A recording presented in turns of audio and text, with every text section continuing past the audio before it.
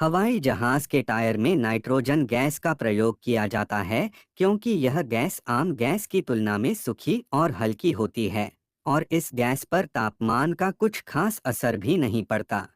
हवाई जहाज उड़ाने वाले कैप्टन और फर्स्ट ऑफिसर ही तरह का खाना नहीं खाते हैं ताकि अगर उनमें से एक बीमार हो जाए तो दूसरा विमान को संभाल सके। हवाई जहाज में ईंधन के रूप में पेट्रोल या डीजल का उपयोग नहीं करते हैं, बल्कि जेट ईंधन का उपयोग करते हैं। जेट ईंधन का उपयोग इस वजह से किया जाता है क्योंकि यह जल्दी से आग नहीं पकड़ता है